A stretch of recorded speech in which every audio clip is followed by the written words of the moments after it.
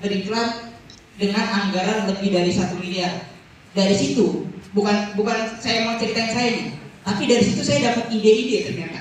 Oh, ternyata ini ya pentingnya digital. Kenapa banyak orang sekarang menamakan yang namanya aset digital, gitu ya Pak Bu ya. Betapa penting sih bisnis kita, atau enggak ketika kita mau mulai bisnis memanfaatkan digital. Nah, kita bahas ya 5 fondasi penting membangun bisnis digital. Next, boleh? Oh, saya lupa poin kan? Gimana? Ini saya sedikit cerita Pak Bu.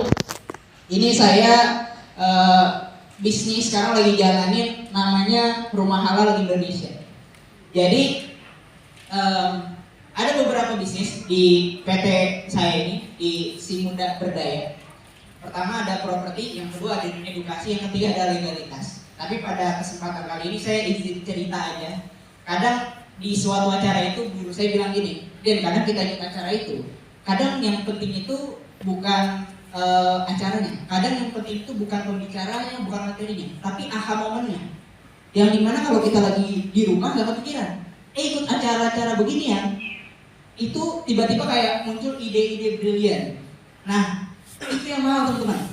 Jadi pastikan itu jangan sampai kelewat ya. Rumah Halal Indonesia alhamdulillah saat ini ada lebih dari 50.000 followers dan lebih dari 30.000 subscriber, dan terus bertambah. Ini per November ya di update-nya. Dari sini yang saya mau ceritain, Pak Bu, sekarang saya lagi jalanin ini salah satunya. Dan di sini muncul banyak calon pembeli. Yang dimana calon pembelinya itu satu followersnya itu satu followers jualan properti sama satu followers akun gosip gitu ya, beda kualitas. Ternyata ibarat kata kalau orang-orang yang follow akun properti itu tanda kutip dia itu udah menyiapkan suatu saat gua akan keluarin uang sekian ratus juta, sekian miliar. Tapi kalau akun gosip, akun lain gitu ya, nggak mendiskreditkan apapun, tapi maksudnya ternyata di situ aja kita belajar yang namanya sebegininya ya kita ngumpulin orang gitu, sebegininya kita membangun aset gitu ya teman-teman ya. Next lagi. Ke atas ya. Nah ini sedikit bukti transaksi lah. Yang saya mau ceritakan bukan ininya, tapi tentunya Pak Bu, ini dijalankan secara online. Jadi jualan rumah dari rumah. Ada proyek yang dimana di Kalimantan itu kita jual kafling. Itu alhamdulillah izin Allah kita bisa jual puluhan kafling. Padahal kantor kita di Bogor. Gitu ya Pak Bu ya. Oh ternyata bukan cuma jualan skincare yang bisa online. Sekarang sampai jualan rumah bisa online. Tentunya ada ekosistemnya, paham ya? Gak bisa orang kita posting habis itu, Mas beli dong di WA belinya, di rumah, ya kan 3 miliar, gak bisa. Tetap ada proses transaksinya, gitu ya Pak Bu ya. Tapi ini adalah beberapa screenshotnya. Lanjut, next. Nah ini kalau ini testimoni member-member. Jadi seiring berjalannya waktu, karena sedikit banyak kami bisa jualan rumah dari rumah, pada akhirnya kita mengajak teman-teman kita untuk ikut terlibat gitu. Karena memang dulu mikirnya kalau kita mau masuk ke industri properti yang industrinya nilainya triliunan harus modal besar, harus jadi developer, ngeluarin uang miliaran beli tanah, habis itu membangun dan seterusnya. Ada marketnya minta, Mas bisa nggak kalau misalnya ini renov rumah saya, Mas bisa nggak? Akhirnya dari situ ya permintaan itu, daripada renov doang, kita juga lagi berusaha untuk masuk jadi developer dan seterusnya. Intinya kalau udah ada marketnya, kita tinggal tentuin produknya. Lanjut, ini sedikit lagi ya, 10 menit lah. Nah ini dokumentasi, kalau teman-teman lihat Instagramnya gitu ya, ada puluhan ribu bahkan ratusan ribu ya orang yang nonton. Biasanya kalau di dunia digital itu kita identik dengan ads, Facebook ads, Instagram ads, TikTok ads. Nah dulu saya masuknya ke ranah itu, sampai akhirnya sekarang lebih mengedepankan cara organik. Gitu ya Pak Bu ya. Karena gini, kita menjangkau 1000 orang. Anggaplah 1000 dikali 100 rupiah. Berapa? Bantu saya. 100.000, betul ya? Per 1000 orang, berarti kita harus mengeluarkan uang 100.000 ribu. Berarti kalau kita mau menjangkau 1 juta orang dikali 100 rupiah, berapa? 100 juta. Dalam waktu ketika kita berhasil bikin konten gitu ya teman-teman ya, nanti teman-teman aktif bikin konten, ternyata itu mampu menghemat anggaran iklan selama 100 juta sebulan. Enak nggak? Jadi dengan bikin konten kita sedang menghemat biaya iklan. Jadi itu sesuatu yang enak banget. Makanya guru saya bilang kalau kita bikin konten itu ya maksimal. Kenapa? Karena satu konten itu, satu video itu bisa menghasilkan uang miliaran. Gitu ya teman-teman ya. Next lagi.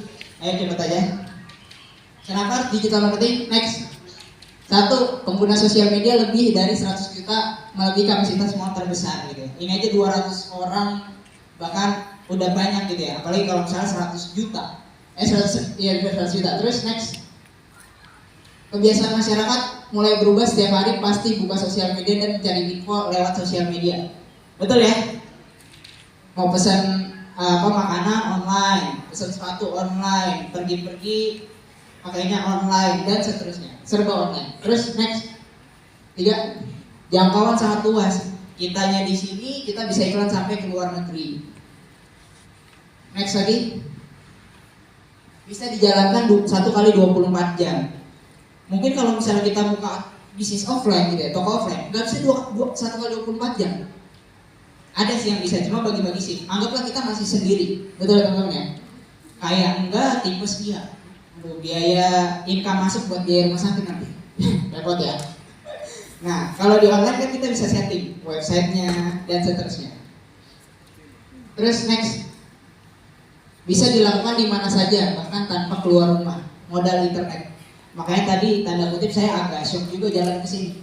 Masya Allah, perjalanan pagi perlu perjuangan. Biasa di rumah soalnya, gitu ya teman-teman ya. Dia plus minus lah. Terus next. Potensi mendatangkan konsumen besar dan resikonya kecil. Plus minus, ada bisnis yang memang cocoknya di offline, ada bisnis yang cocoknya di online. Saya dulu jualan aksesoris handphone, kabel data. Itu kalau jualannya di online dulu, rugi di ongkir. Harga kabel datanya 10.000, ongkirnya 15.000 Pak Bu. Jadi channel distribusinya ternyata nggak melulu soal di online, tapi kita harus menyesuaikan. Jadi resikonya kecil. Kalau misalnya sekarang kita mau bisnis gitu ya udah buka sosmed, beres. Kita jadi punya agensi digital marketing, agensi desainer dan seterusnya. Modal sosmed. Kalau dulu kan kita harus sewa tempat di mana, sewa kantor di mana, gitu teman-teman ya. Jadi lebih apa? Resikonya lebih kecil dan calon konsumennya lebih besar karena nggak terbatas. Kalau kita jualannya cuma di gang rumah kita paling 100 orang, 200 orang gitu ya yang lewat. Tapi dengan online kita bisa menjangkau ribuan bahkan ratusan ribu orang. Next. Ini timekeepernya di mana timekeeper? Biar saya tahu. Next ya. Nah ini saya sharing aja, mana tahu karena ini jadi struktur berpikir teman-teman. Sebelum kesini saya mau tahu siapa teman-teman di sini yang sudah punya bisnis online, angkat tangan boleh? Mau tahu aja. Oke, mantap. Oke, yang baru mau tapi bingung mulai dari mana? Boleh angkat tangannya?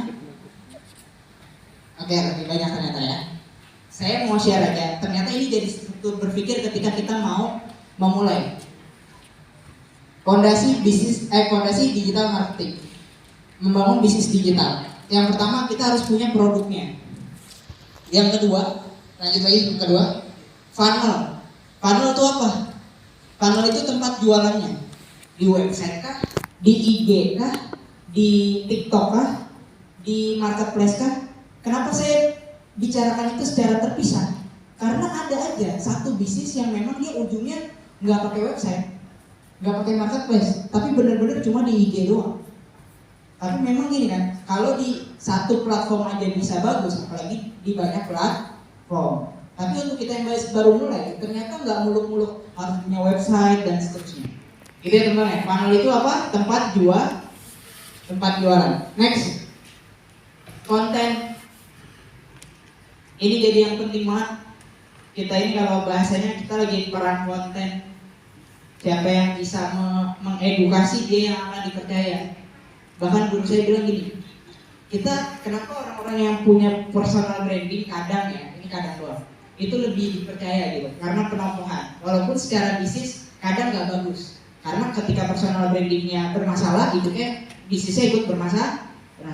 Tapi ini sudut pandang lain aja, karena orang itu akan dipercaya ketika dia sering didengar. Makanya kita harus sering ngomong supaya dipercaya. Nah, komunikasi lewat online itu gimana? Bikin konten supaya apa? Dipercaya. Orang beli karena apa? Percaya. Oke kamu ya. Lanjut. Traffic itu pengunjung. Saya kira dulu bisnis, oh ini kayaknya produknya bagus, oh ini kayaknya tempatnya rame. Kan saya ada toko ya teman-teman ya, toko offline, sama servis elektronik gitu. Saya kira dulu, kayaknya rame. Ternyata saya belajar kalau perusahaan-perusahaan besar itu pakai data. Ini setiap